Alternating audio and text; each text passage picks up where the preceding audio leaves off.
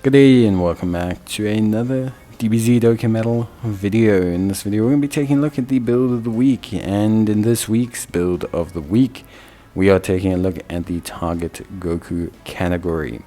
Now Target Goku is a very interesting category with kind of three major subsects and divides, but let's first talk about leads. So you currently have two leads, both of them are technically androids.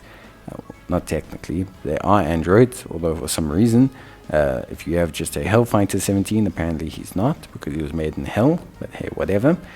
So you have the Hellfighter 17 and Android 17 duo combo card that turns into Super 17, and then you have the AGL Android 13.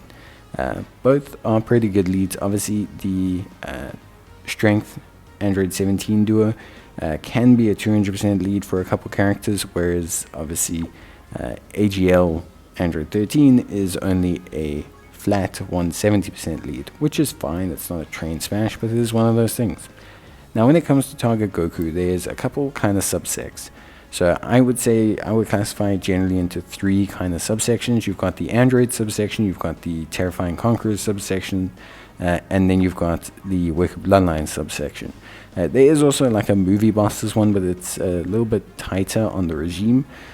So I would definitely I keep it in mind, but I wouldn't really plan on using it, especially with Broly not being in a really great state as a character. There's only like one or two great Brolys right now, and there's not a lot from his side that's usable. But yeah, so you kind of get like the Androids team build, the Wicked Bloodlines team build, the Terrifying Conquerors team build. Obviously those teams tend to link up pretty well together. And there are kind of sub-leads within that. So like you can use Int Piccolo Jr. for like obviously the Terrifying Conquerors Target Goku build, whereas you can obviously use like AGL Metal Cooler or Strength Cooler, for example, for the Wicked Bloodlines build. It's just one of those things. Now in terms of the Androids build, nice options. I would say overall free-to-play options are relatively decent as well.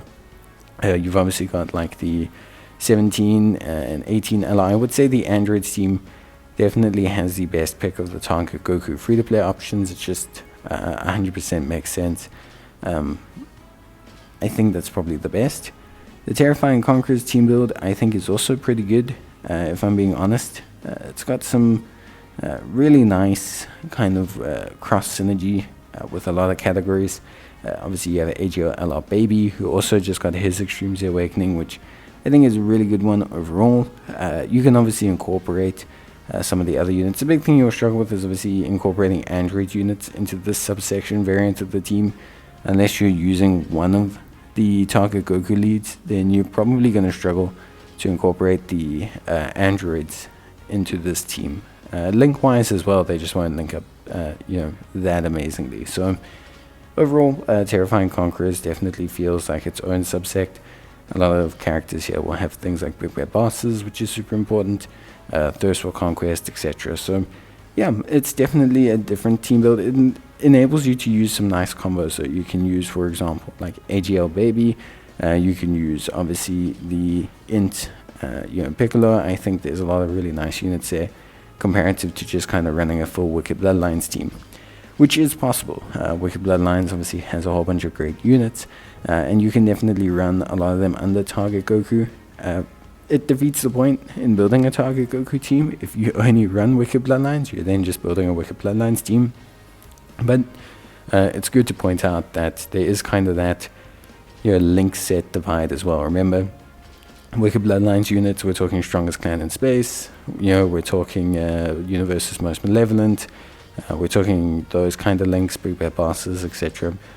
Comparative to basically like the Androids team, which is going to be more things like Androids Assault, etc., Red Ribbon Army. So yeah. And then obviously the Terrifying Conquerors team is more just kind of like a derivative of Wicked Bloodlines, relying a little bit more on kind of own key generation there, because the key linkage between some of these units is abysmal. So yeah, if you're building a team, obviously like I said, link-wise for androids, Android Assault, Red Ribbon Army, a lot of these are going to be your go-to links, Fear and Faith. Whereas if you're building the Wicked Bloodlines, you're looking at Strongest Clan in Space, Universe's Most Malevolent, And then of course, like I said, terrifying conquerors, big bad bosses, etc. Big bad bosses definitely feels like the link that you should highlight. It's probably the one that's common amongst most of the categories, except for the Android side. And you don't need to cater to the Android side, just bring one or two to kind of pair up really nicely.